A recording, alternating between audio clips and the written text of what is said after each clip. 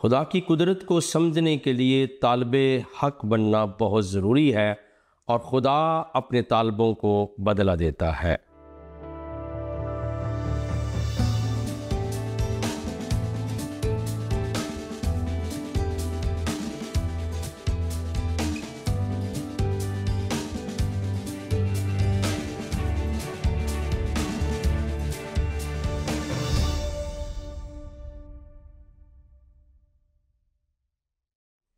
Programme दोस्ती का हाथ भाई सदीक के साथ मैं हूं आपका मेज़बान पास्टर सदीक पॉल। आप सबों की खिदमत में शलोम, सलाम और अस्सलाम वालेकुम। अपने प्रोग्राम का आगाज़ नाजरीन इस दुआए खैर के साथ करते हैं कि आप जहां कहीं पर भी हों सलामती के साथ हों और खुदा तआला की ज़ात क़ुद्दूस आपको और आपके घराने को बड़ी बरकत दे।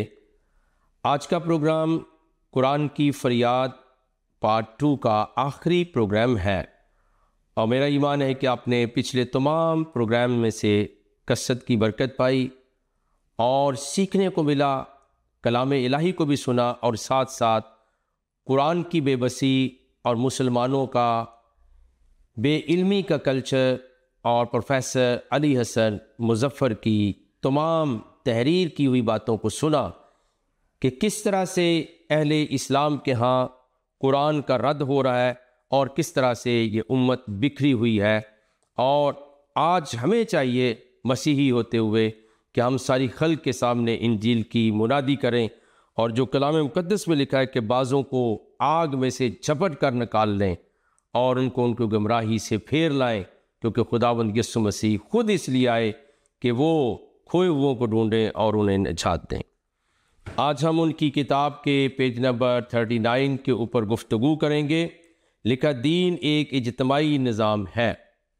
वो कहते हैं याद रखो, दीन ना इनफरादी मसलक का नाम है, यानी फ़र्दन फ़र्दन अकेले अकेले, और ना गिरोहबंदियों के तरीक़े का। लिहाजा तुम्हारे लिए ज़रूरी है कि तुम सब के सब बिला इस्तिस्ना इज्तिमाई तौर पर इस निज़ाम के साथ मुहकम तौर पर वाबस्ता रहो और उम्मत में फ़िरका परस्ती और पार्टी बाजी को मत आने दो। अब वो कहते कि म्यारे कुफ़र क्या है, म्यारे इस्लाम है, म्यारे कुफ़र क्या है। हाँ, तो बात मैं मौलाना की कर रहा था जिसका हमने पिछले प्रोग्राम में इजहार किया था। वो किसी मौलाना से गुफ्तगू कर रहे थे। वो कह रहे थे कि किसी को काफिर कहने का उनके पास क्या म्यार है, तो फरमाने लगे जो लोग कुरान की आयात की तकज़ीब करते हैं वो काफिर है। मैंने ज़रा वजाहत चाही तो फरमाने लगे खा कोई सुन्नी हो या शिया हो, हर कोई कुफर की हदूद में आ चुका है।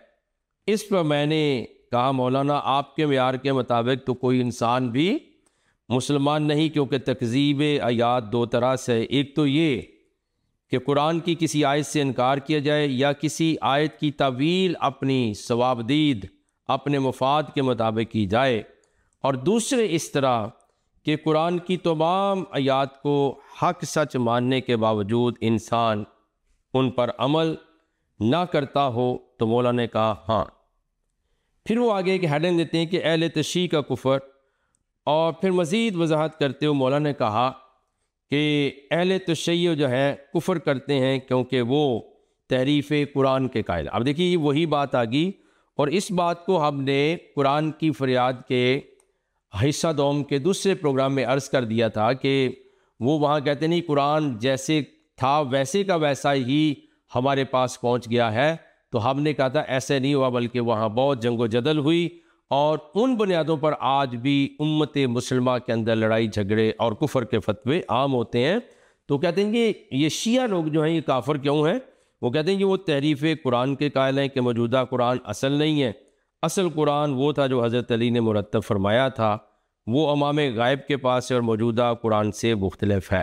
तो वो कहते हैं ये शिया इसलिए काफिर है।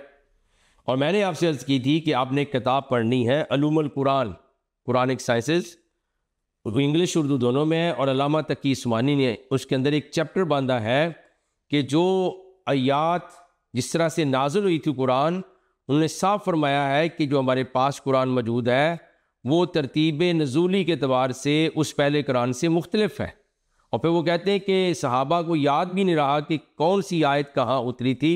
ये लिखा हुआ है उलूमुल कुरान के अंदर, और यही बात वो कर रहे हैं। और वो कहते हैं कि शिया काफिर हैं, वो नज़रिया इमामत के कायल हैं कि अल्लाह ने बंदों की हिदायत रहनुमाई के लिए इमामत को मुकर्रर कर दिया है।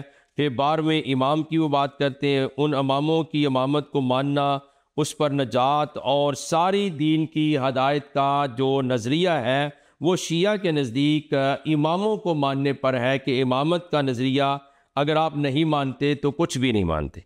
फिर वो कहते हैं कि अहले सुन्नत का कुफर क्या है। अहले सुन्नत ने कहा कि मौलाना ने कहा कि सुन्नी जो लोग हैं का एक बरेलवी ग्रोह कुफर करता है कि वो कुरान की आयात की गलत तज़ीह करता है कि पैगम्बर इस्लाम नूर थे। हालांकि हम बयान कर चुके हैं कि दुनिया में कोई भी पैगम्बर जो है वो नूर बन के नहीं आया, बल्कि एक हस्ती जो है वो नूर है और जिसकी गवाही इंजील मुकद्दस के अंदर मौजूद है। इंजील शरीफ यूहन्ना को जब हम देखते हैं और उसके पहले बाब की चंद आयात में आपके सामने रखता हूँ, पहले बाब के अंदर से हम पढ़ रहे हैं और आपको पता चल जाएगा कि ये नूर और बशर का जो झगड़ा है सुन्नियों और शियों और वहाबियों में, ये उनका अपना गढ़ा हुआ है। हालांकि आज से 2000 साल पहले बाइबल मुकद्दस इंजील शरीफ ने ये फैसला कर दिया था। तो यूहन्ना की इंजील शरीफ और उसके पहले बाब की चंद आयात में पढ़ देता हूँ। लिखा, इब्तिदा में कलाम था, कलाम खुदा के साथ था, कलाम खुदा था, यही इब्तिदा में खुदा के साथ था। सब चीज़ें उसके वसीला से पैदा हुई और जो कुछ पैदा हुआ है उसमें से कोई चीज़ भी उसके बग़ैर पैदा नहीं हुई। उसमें ज़िंदगी थी और वह ज़िंदगी आदमियों का नूर थी, यानी आदमी खुद नूर नहीं। और नूर तरीकी में चमकता है और तरीकी ने उसे कबूल ना किया। एक आदमी यूहन्ना नाम मौजूद हुआ जो खुदा की तरफ से भेजा गया था। ये गवाही के लिए आया कि नूर की गवाही दे ताकि सब उसके वसीले से ईमान लाएं। वो खुद तो नूर ना था मगर नूर की गवाही देने को आया था। हकीकी नूर जो हर एक आदमी को रोशन करता है दुनिया में आने को था। ये खुदावंद यस्सु मसीह के मुतल्लिक इंजील शरीफ में क्लियर लिखा है। लेकिन आपको पता है कि वहाबियों और बरेलवी सुन्नी जो है उनके दरमियान में झगड़ा रहता है। वहाबी कहते हैं कि कुरान कहता है कुल इन्नमा अना बाशरों मिसलुकुम, ए पैगम्बर कहते हैं मैं आपकी तरह का एक इंसान हूँ। तो जो बरेलवी सुन्नी लोग हैं वो कहते हैं नहीं, हजूर नूर थे, पैगम्बर इस्लाम नूर थे। लेकिन बाइबल मुकद्दस ने दोनों का जो है दावा रद्द कर दिया, फरमाया कि नूर सिर्फ एक है और उसका नाम आका मौला सैयदी खुदावंद यस्सु अल मसीह हैं। और हत्ता के हज़रत याह्या अलैहिस्सलाम जलीलुल कदर पैगम्बर हुए, वो भी नूर नहीं थे और कोई नबी नूर नहीं है। अज़रुए इंजील शरीफ सिर्फ खुदावंद यस्सु मसीह की ज़ात नूर है। इसलिए किसी नबी ने यह दावा नहीं किया, बल्कि आप ही ने सिर्फ दावा किया। तुम में से कौन है जो मुझ में गुनाह साबित कर सकता है। तो आइए वापस लौटते हैं। वो कहते हैं जी कि ये अहले सुन्नत का कुफर ये है कि वो जो वहाबी उनको जो है वो काफर कहते हैं। क्यों? कि वो कहते हैं कि पैगम्बर इस्लाम नूर हाज़र नाज़र थे, आलम गैब थे, मुख्तार कुल थे, यानी पूरी कायनात का इख्तियार जो है उनको दिया गया। वफ़ात नबी के बारे में है इस तरह के वो अपने पेशवाओं के बताए हुए नज़रियात के मुताबिक कुरानी मफ़हूम को तराशते हैं और अपना अकीदा गढ़ लेते हैं। इसीलिए कुरान फरियाद करता है। और प्रोफेसर साहब एक उनके बहुत बड़े सुन्नियों बरेलवियों के इमाम हैं, इमाम अहमद रज़ा ख़ान बरेलवी, वो कहते हैं कि उनका वो शेर पेश कर रहे हैं कि इस तरह से अहले सुन्नत भी कुफर करते हैं। और शेर क्या है? जो मुस्तवी अर्श था खुदा होकर उतर पड़ा वो मदीने में मुस्तफ़ा होकर। यानी जो हमने किसी प्रोग्राम में अर्ज़ किया था कि खुदा ने जो है वो बनाया, अल्लाह ने ज़मीन आसमान को 6 दिन में, फिर वो अर्श के ऊपर जो है जाके बैठ गया। तो शेर अहमद रज़ा ख़ान बरेलवी ने लिखा है जो मुस्तवी अर्श था खुदा होकर, यानी जो अर्श पर जो है वो खुदा होकर बैठा था, उतर पड़ा वो मदीने में मुस्तफ़ा होकर। और इसी तरह इमाम अहमद रज़ा ख़ान बरेलवी के साहबजादे कहते हैं हुवल अव्वल हुवल आखिर हुवल ज़ाहिर हुवल बातिन लिकुल्ल शैइन अलीम लोहे महफूज खुदा तुम हो। तो वो कहते हैं जी वो पैगम्बर इस्लाम को इतना बड़ा दर्जा देते हैं कि जो अर्श पर बैठा हुआ था वो मदीने में मुस्तफ़ा या मोहम्मद बनकर आ गया है। तो कहते हैं कि कुरान क्यों फरियाद ना करे, क्योंकि कुरान के अंदर इस तरह की कोई चीज़ नहीं लिखी हुई। लेकिन ये दोस्त लोगों का, भाइयों का अकीदा है और गलबा अकीदत के तहत वो सारी बातें करते चले जाते हैं।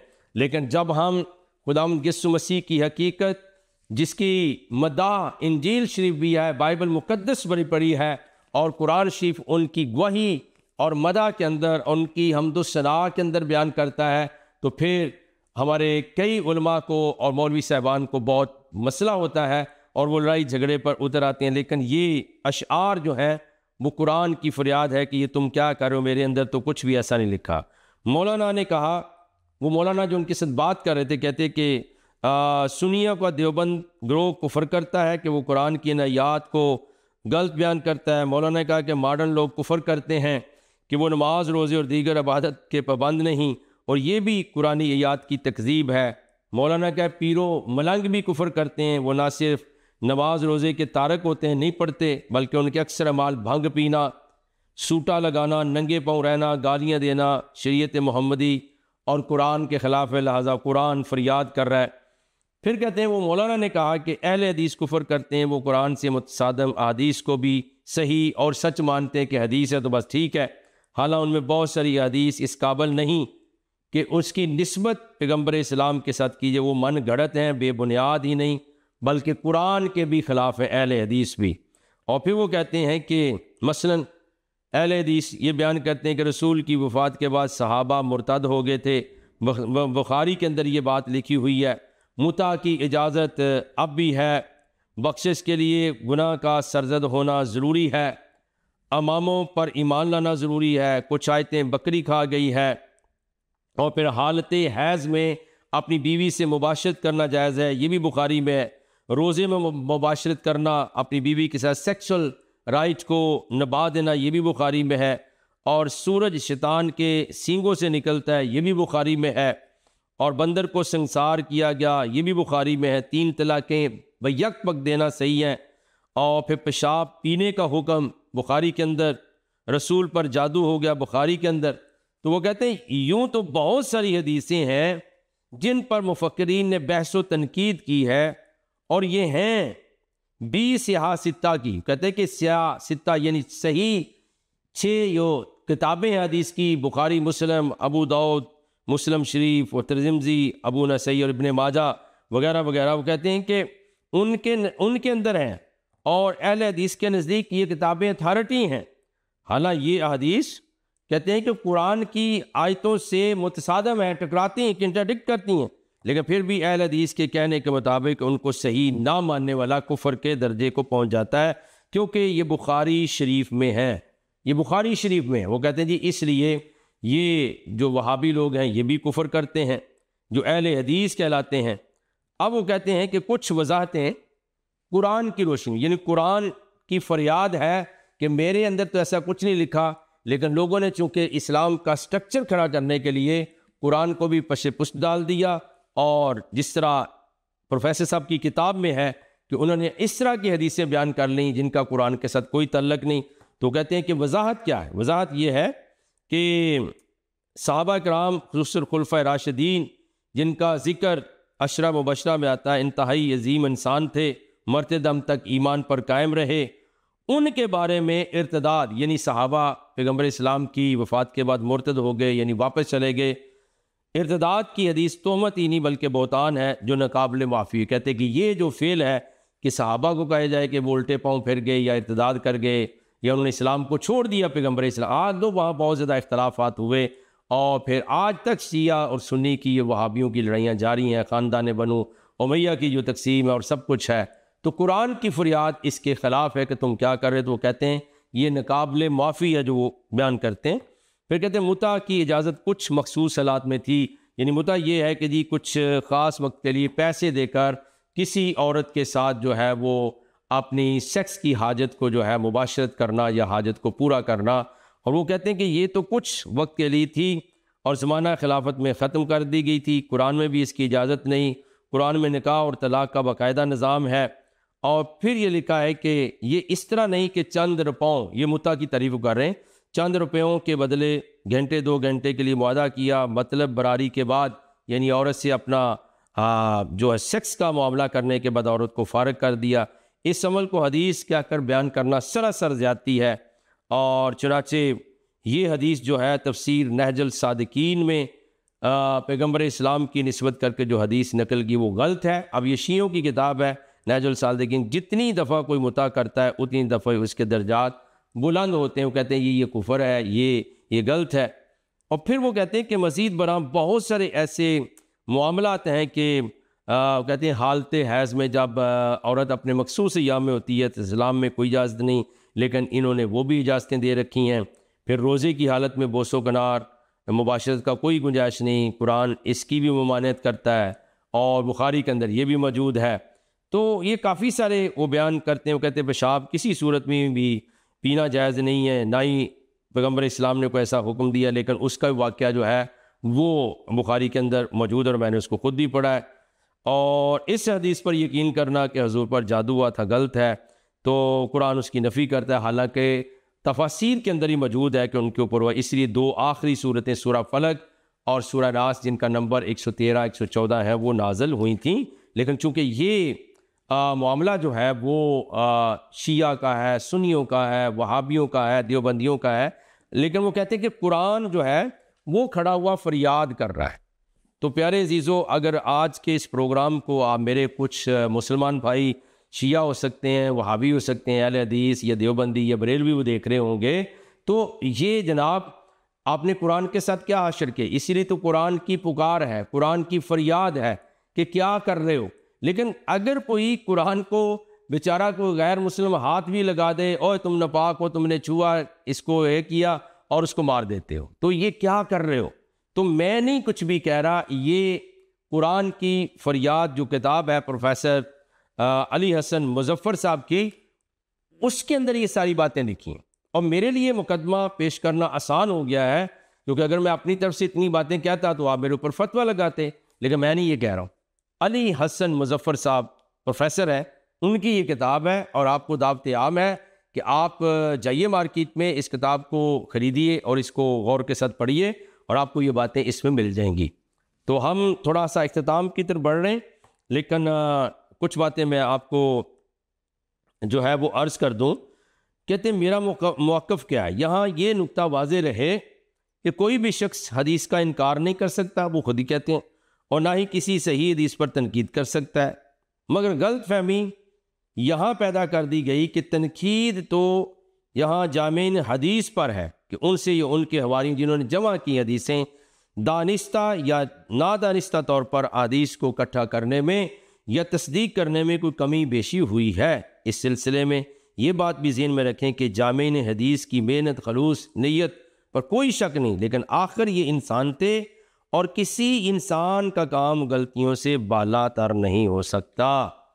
अब अगर ये बात कहें जी हदीस, वो कहें मुनकरीन हदीस, लेकिन प्रोफेसर साहब फरमा रहे हैं कि वो इंसान थे। इमाम बुखारी, इमाम मुस्लिम और दीगर जो इमाम हैं, उन्होंने कहता गलतियां उनसे हो सकती हैं। लेकिन ये कोई बड़ा पढ़ा लिखा शख्स और मैं समझता हूँ जिसके ऊपर खुदा की ज़ात थोड़ी मेहरबान है कि वो सच बोल दे, वो कर सकता है। लेकिन आम मौलवी से बात करेंगे तो वो तो आपकी नहीं मानेगा। लेकिन ये पेज नंबर 44 पे 44 पे ये बात लिखी हुई है। तो फिर वो कहते हैं कि मौलाना के दो सवाल, अगर कुरान के किसी न किसी हवाले से शिया भी काफर है, वो जो गुफ्तगू हो रही थी उनकी, वहाबी भी काफर हैं, सुन्नियों के दोनों ग्रोह भी काफर हैं, अहले हदीस भी काफर है, मॉडर्न लोग भी काफर हैं, पीरो मलंग भी काफर हैं, तो फिर मुसलमान कौन है। और इस ज़माने में दूसरा सवाल ये है कि अगर ये सब ग्रोह काफर हैं तो मौलाना का किस ग्रोह से तल्लक है। अब अगर मौलाना अपने आप को किसी ऐसे फ्रेम में फ़िट करना चाहते हैं जो सही मुसलमानों के लिए तैयार किया गया है, तो सही मुसलमान की तारीफ़ में तो आज किसी मुल्क का मुसलमान भी पूरा नहीं उतरता है। ये मैं नहीं कह रहा जी, ये कुरान की फरियाद किताब, उसके मुसन्नफ़ प्रोफेसर अली हसन मुजफ्फर और पेज नंबर उसका है जी 4444। वो कहते हैं कि अगर ये जो मुसलमान करते हैं, आप ठेका उठाया हुआ है, आप खुद से कहें हम मुसलमान हैं जी, हम जन्नत में जाएंगे, तुम काफर हो। ओ भाई, तुम सब एक दूसरे को काफर कहते हो। और ये मैंने पूरी तफसील पढ़ के सुना दी। वो कहते हैं कि मौलाना के दो सवाल थे कि अगर किसी न किसी, कुरान को ही सारे यूज़ करते हैं, शिया भी काफर, वहाबी भी काफर, सुन्नियों के दोनों ग्रोह, हनफी, देवबंदी, बरेलवी भी काफ़र, अहल हदीस भी काफ़र, मॉडर्न लोग भी काफ़र, पीर और मलंग भी काफ़र हैं। तो कहते हैं फिर मुसलमान कौन है? और इसमें दूसरा सवाल ये था कि अगर वो सब काफ़र हैं तो मौलाना का किस ग्रोह से? मौलाना भी किसी उसी कुफरिया फ़िरके से तल्लक रखते होंगे ना। तो इसलिए मसीही बहन भाइयों को जहाँ भी आप मेजॉरिटी के साथ रहते हैं घबराने की ज़रूरत नहीं, लेकिन इल्म की बहुत ज़रूरत है कलीसियाओं को, मसीही मोमिनीन को, कि कोई भी किताब हो, खा कुरान शरीफ हो या बाइबल मुकद्दस या कोई नावल, कोई चीज़, उसको पढ़े बगैर आप उसके ऊपर अपनी तकरीर नहीं कर सकते, अपनी राय कायम नहीं। आपको पढ़ना ज़रूरी है। जब पढ़ेंगे तो मैं सही बात कहता हूँ कि आप खुद मुसलमानों के साथ आसान तरीके से बात करने के लायक होंगे कि भाई आप अपने आप को तो साबित करो। तो फिर वो कहते हैं कि अगर मौलाना किसी ऐसे फ्रेम में फ़िट होना चाहें जो सही मुसलमान है, तो कहते हैं तो आज तक किसी मुल्क का मुसलमान भी पूरा सही मुसलमान की तारीफ़ के ऊपर पूरा ही नहीं उतरता, कोई मुसलमान ही नहीं है। तो हमें कौन सी दावत इस्लाम आप दे रहे हैं? चलिए, कौन सी दावत इस्लाम देंगे? इसी घबराने की ज़रूरत नहीं, लेकिन मुताले की ज़रूरत है, इल्म की ज़रूरत है, तहकीक की ज़रूरत है, थोड़ी मेहनत की ज़रूरत है, मामलात हल हो जाएंगे। अब इख्तितामी बातें, हमारा प्रोग्राम का टाइम ख़त्म हो रहा है, वो मैं करता चला जाऊँ। तो कहते हैं सही मुसलमान तो वही हो सकता है जिसका कुरान की हर आयत पर कौलन अमलन ईमान हो। और अगर इस बात की वजाहत ज़िक्र शुदा फ़िरक़ों के हवाले से की जाए तो सही मुसलमान वही है जिसका कहते हैं जी इन बातों के ऊपर जो है वो ईमान होगा। पहली बात वो कहते हैं कि पैगम्बर इस्लाम को वो नबी माने, उनके बाद वही का सिलसिला ख़त्म हो गया है और कुरान की कोई बात जो है मुतसादम नहीं है, और जो हदीस कुरान से मुतसादम है वो पैगम्बर की हदीस ही नहीं है। तो ये उन्होंने क्राइटेरिया बनाया। आज का कुरान हर तरह से वही है जो नाज़िल हुआ था, इसमें कोई कमी बेशी नहीं, और ना ही बकरी ने कुछ आयात खाई हैं, इसकी तमाम आयात ईमान लाना ज़रूरी है। और ये सारे मामलात करते हैं कि और फिर नूर सिर्फ़ अल्लाह की ज़ात है जो कायनात के ज़र्रा ज़र्रा में है।